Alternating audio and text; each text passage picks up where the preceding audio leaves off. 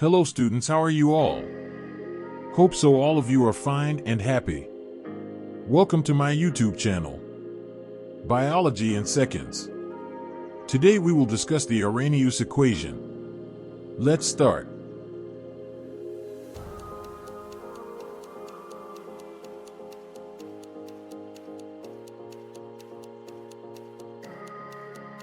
In this video, we are going to discuss the concept of Arrhenius equation और उसमें जो भी factors use किए जाते हैं, how they are related with the rate of reaction, उनको हम discuss करेंगे and activation energy का कुछ qualitative aspect में discussion हो जाएगी and after that we'll discuss some of the past paper question जो MDCAT में अभी तक appear हो चुके हुए हैं so that you can understand the basic terminologies or basic guideline related to the MDCAT type questions.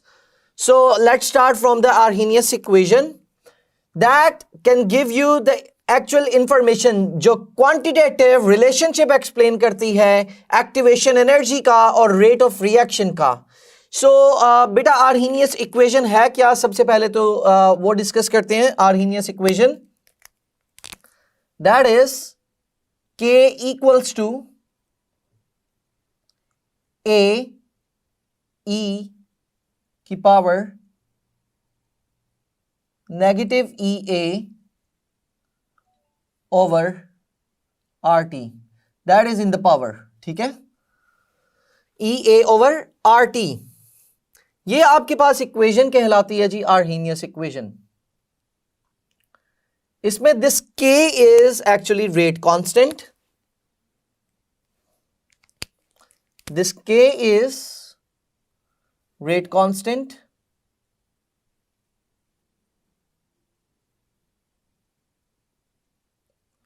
This A is called as Arrhenius constant.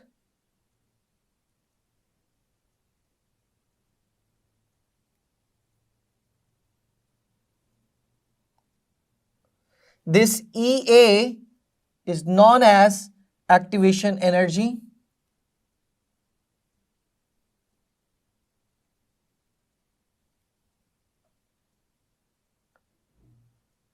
This R is the general gas constant.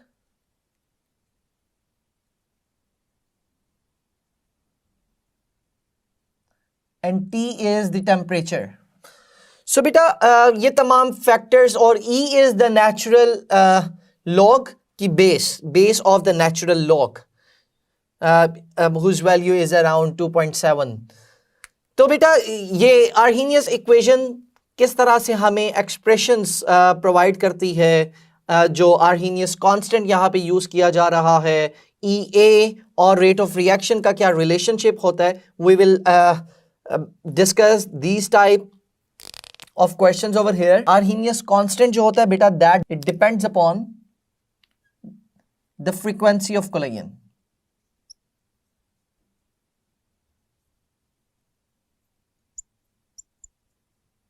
It is important point to remember. Arrhenius constant किस चीज पे depend करता है? Collision frequency पे, frequency of collision पे depend करता है. So बेटा overall expression तो हमारे पास क्या होता है? स्लोप के लिए जो हम यूज करते हैं इक्वेशन, जो स्लोप की इक्वेशन यूज की जाती है, हमने इनका नेगेटिव लॉग लेना होता है. सो लॉग ऑफ के, पहले जस्ट लॉग ले लेंगे हम, लॉगरिथम ऑफ के, जो पावर में वैल्यू है it comes before that negative E A over.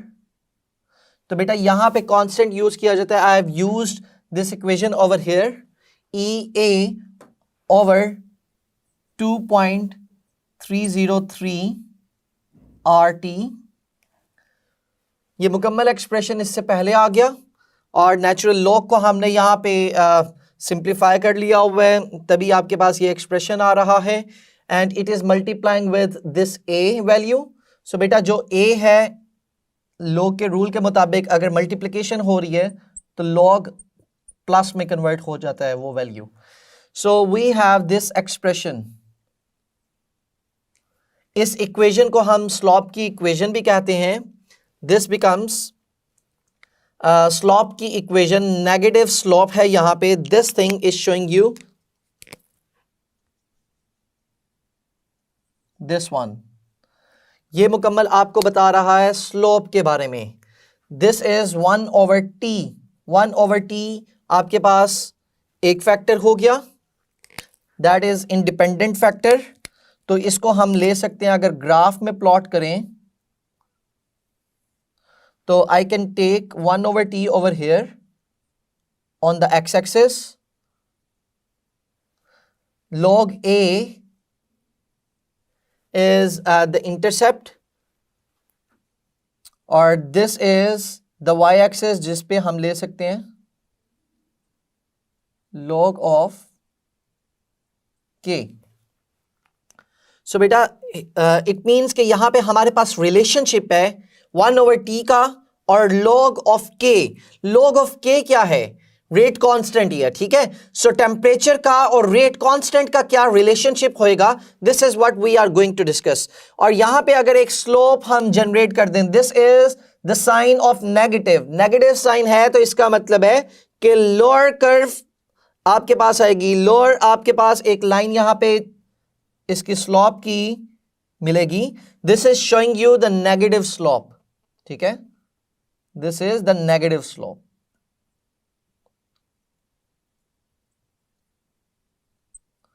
And it is very important to remember कि इसका यूनिट क्या होता है। बेटा ये मुकम्मल अगर स्लोप के तौर पे आप यूज कर रहे हो, स्लोप का यूनिट आपके पास केल्विन में होएगा।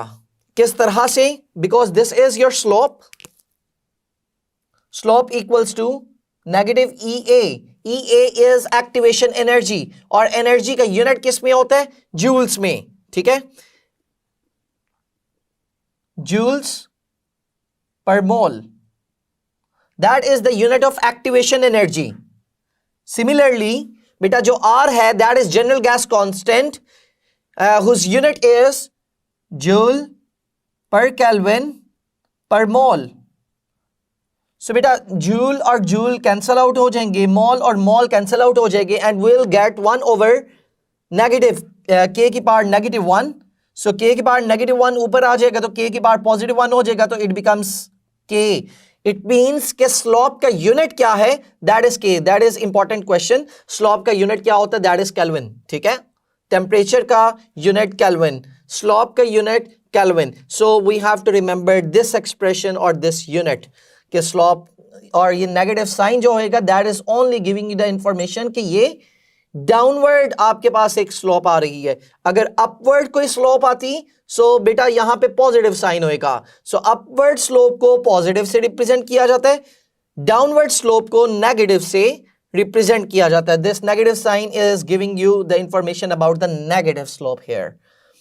सो now we have another expression यहां पे यूज होया हुआ है, log ऑफ a, जिसको मैं कह रहा हूं कि ये कांस्टेंट है आपके पास। सो बेटा ये जो पॉइंट है, दिस पॉइंट यहां तक का, ये this is the point of zero. Zero पे देखा जाए we have log a's value maximum, this is the point of log a, यहां तक होता है बेटा log a, इस स्लोप से नीचे तक, okay, this is the line of log of a। ये आपके पास जो लाइन है इस स्लोप से नीचे तक, ठीक है। सो व्हाट इज हैपनिंग हियर कि बेटा जिस जिस तरह से यहां पे वैल्यू जीरो होएगी, अगर एक्स एक्सिस पे वैल्यू जीरो है, सो हमारे पास we are getting the log a's value at the maximum point. So बेटा जीरो पे 1/0 करोगे, so we have the maximum value. So temperature जब इंक्रीज करता है, so we can generate this expression कि जब टेम्परेचर इंक्रीज होएगा, so we can get the log k at the maximum point, ठीक है, यानी कि रेट कांस्टेंट ज्यादा होएगा।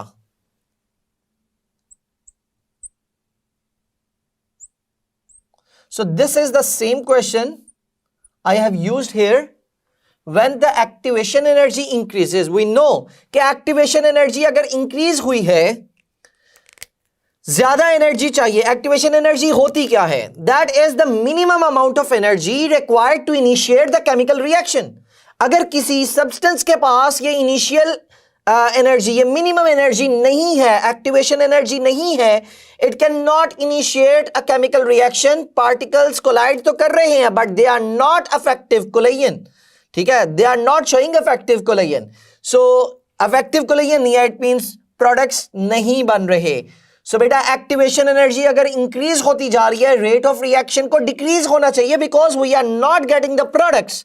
प्रोडक्ट्स अगर नहीं बन रहे तो रेट ऑफ रिएक्शन कम होता जाएगा। So out of these option कौन सी ऑप्शन ठीक होगी? The B1।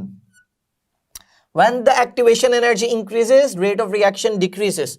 ये पॉइंट हमने कल की वीडियो में भी डिस्कस किया था, प्रीवियस वीडियो में। You can consult the first video of the reaction kinetics, जहां पे हमने एक्टिवेशन एनर्जी का कॉन्सेप्ट पढ़ा था। So this is the same thing which actually explained by the Arrhenius equation quantitatively, ठीक है। ये तो क्वालिटेटिव कॉन्सेप्ट है, जनरल हम इस चीज को अंडरस्टैंड कर सकते हैं। सो जब टेम्परेचर इंक्रीज होएगा तब रेट ऑफ रिएक्शन इंक्रीज होता है। This is what we have already discussed in the previous video. Temperature के इंक्रीज होने से एक्चुअली रेट कांस्टेंट इंक्रीज हो जाता है। सो मैं ये भी तो कह सकता हूँ rate constant depends upon the temperature. Temperature बढ़ेगा तो रेट कांस्टेंट बढ़ेगा और उसका लॉग भी बढ़ जाएगा। Okay, are you getting this point? So what is the effect of increased temperature? Have a look in this question now. log K equals to negative activation energy over 2.303 R into 1 over T plus log A. This is the Arrhenius equation, जो कि इसका final expression आता है equation का। What is the effect of increased temperature? अगर मैं temperature को increase कर रहा हूं on the log K in the above expression. So बेटा टेम्परेचर के बढ़ाने से log K भी इंक्रीज करेगा, रेट कांस्टेंट भी इंक्रीज करेगा। So log K increases, yes, log K increase करेगा। Are you getting the concept कि किस तरह से एग्जामिनर इसके एक्सप्रेशन में से रिलेशनशिप जनरेट करके क्वेश्चंस बना सकते हैं? आर्हीनियस कांस्टेंट को अभी हमने डिस्कस किया। आर्हीनियस कांस्टेंट क्या होता है? That is A। Arrhenius constant is A। It depends upon the collision frequency. So beta, that is the same type of question. Arrhenius constant depends upon the frequency of collision, or you can say collision per unit time, कि कितनी ज्यादा collisions हो रही है in specific time, ठीक है? That is called as frequency of collision. Hope so ये Arrhenius concept के क्वेश्चंस और इसका यूनिट, स्लोप क्या है, नेगेटिव स्लोप क्या शो कर रही है, स्लोप का यूनिट क्या है, और कौन कौन से फैक्टर्स हैं, उनका क्या रिलेशनशिप होएगा, एक्टिवेशन एनर्जी को इंक्रीज करेंगे, रेट ऑफ रिएक्शन पे क्या अफेक्ट हो रहा है, रेट कांस्टेंट पे क्या अफेक्ट हो रहा है, टेम्परेचर को बढ़ाने से रेट कांस्टेंट पे क्या अफेक्ट हो रहा है। So all these things we have to understand. So बेटा अगर आपसे ये पूछा जाता है what is the relationship in between the rate constant and activation energy, तो इस क्वेश्चन का आंसर आपने कमेंट बॉक्स में मेंशन करना है। I am asking the question again. What is the relationship in between activation energy and rate constant? What will happen when the activation energy increases? Rate constant dash. Rate constant increase करेगा, decrease करेगा, ये remains constant होएगा। This is what you have to mention in the comment box. Okay, so now I am moving towards another question जो कि 2011 में भी appear हो चुका हुआ है MD-CAT के एग्जाम में। It is experimentally found that a catalyst is used to. Catalyst क्या होता है? Catalyst is a substance that increases the speed of reaction or decreases the speed of reaction if we have a negative catalyst, ठीक है? It lowers the activation energy, activation energy को कम कर देता है और एक alternate path provide करता है उसी reaction के लिए, ठीक है? So activation energy decrease होती है, pH decrease होती है, activation energy increase होती है या temperature decrease किया जाता है। So बेटा catalyst को यूज जब करते हैं So actually it lowers the activation energy. By using the catalyst, activation energy decrease हो जाती है. Got it? Now moving towards another question. We have 2A plus B. ये दो reactants हैं आपके पास and it is giving you the product. If reactant B is in excess, अगर reactant B excess में है, the order of reaction with respect to A in the given rate law. ये rate equation आपको दी हुई है बेटा. This rate equation is also known as rate law. ये word को rate law को भी याद रखना है. Although I was using the term rate equation, but past paper में rate law भी इसको कहा जा रहा होता है. So rate law, rate equation, both are same terms. Confuse नहीं होना, ठीक है. So rate equation is given to you and it is mentioned कि B क्या है? Excess में है. So बेटा remember the large excess method. अभी हमने previous video में भी ये चीज डिस्कस की हुई है reaction kinetics की, कि when we will have any reagent, any reactant, any substance in excess amount, चाहे वो rate equation में है, we'll neglect that.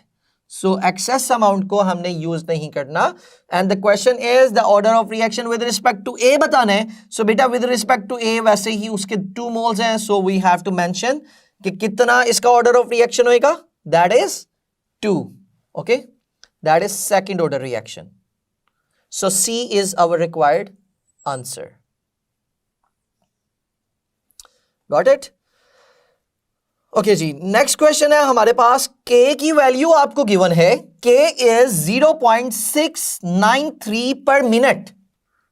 Minute means ये यूनिट आपके पास टाइम का ही दिया हुआ है, सेकंड भी यूज किया जा सकता था. The half life for the first order reaction is, बेटा फर्स्ट ऑर्डर रिएक्शन क्या होता है? हाफ लाइफ उसकी अगर निकालनी होती थी, सो हमारे पास एक्सप्रेशन क्या होता था? Half life of the first order reaction.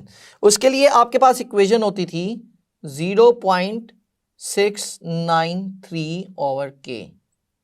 Because first order reaction अगर है आपके पास, that is independent upon to the initial concentration, जो कि A यूज करते थे हम एक्सप्रेशंस में. तो हमारे पास कांस्टेंट के इक्वल आता था, वो कांस्टेंट होता था 0.693 over k. So now you are given with this value. Question को बस ना अंडरस्टैंड करना होता है आपने. Although if you can get this expression, तो इजीली ये एमसीक्यू आप एमडी कैट का अटेम्प्ट कर सकते हो. के की वैल्यू आपको गिवन है, you just have to put that value over here. So answer क्या आ जाएगा बेटा? That is 1.693. आंसर क्या आ गया?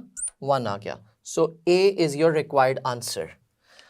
और यहां पे पर second is also giving you the information कि यहां पे ये फर्स्ट ऑर्डर रिएक्शन है. इसी क्वेश्चन को थोड़ा सा अगर ट्रिकी करना होता तो मैं इसी क्वेश्चन को थोड़ा सा रीशेप कर रहा हूं. What is the half life of the reaction whose rate constant is 0.693 per minute. Okay? Question को मैंने rephrase किया है. दोबारा सुने question. The half life of the reaction. अब मैं ये नहीं बता रहा कि कौन सा reaction है. Half life of the reaction. I am skipping this thing. This one. First order है या नहीं है? I am not telling this thing now. The half life of the reaction is dash whose K is equal to 0.693 per minute. बेटा per minute को देख के this is what I have to decide. K unit को देखकर मुझे decide करना है कि which reactions order is this. ठीक है, जिस तरह हमने जीरो ऑर्डर के लिए पढ़ा, जीरो ऑर्डर के लिए आपको मैंने एक फॉर्मूला भी बताया था प्रीवियस वीडियो में कि अगर आपने के का यूनिट फाइंड आउट करना है, so we can use the expression mole per cubic decimetre की पावर 1 माइनस n और second -1. That is the expression जिसके थ्रू आप किसी भी ऑर्डर ऑफ रिएक्शन में के की वैल्यू का यूनिट फाइंड आउट कर सकते हो. सो अगर यहां पे मैंने कहा होता मोल पर क्यूबिक डेसीमीटर पर सेकेंड, तो it means I am talking about zero order reaction. अगर यहां पे लिखा हुआ है पर मिनट, तो it means I am talking about the first order reaction. तो मैंने फर्स्ट ऑर्डर रिएक्शन का एक्सप्रेशन यहां पे यूज करना होगा. अगर जीरो ऑर्डर रिएक्शन होता सो उसके लिए हमारे पास कोई एक्सप्रेशन नहीं था. अगर सेकंड ऑर्डर रिएक्शन होता, वो हमारे सिलेबस में जीरो ऑर्डर का नहीं है. सेकंड ऑर्डर अगर एक्सप्रेशन होता, so I can use the value 1/Ka. So in that scenario आपको A की भी वैल्यू प्रोवाइड की गई होती, इनिशियल कंसंट्रेशन भी प्रोवाइड की गई होती. सो होप सो इस तरह के क्वेश्चंस अगर अब आपको आएंगे तो you can easily attempt that. अगर फिर भी इस क्वेश्चन में कोई इशू है और you don't have enough concept related to the rate constant या order of reaction, you can consult our previous video so that you can clarify your queries. So the answer is 1 in this scenario. Now moving towards the last question of reaction kinetics. This is half-life of dinitrogen pentaoxide N2O5. आपको उसकी half-life बताई गई है, that is 24 minutes.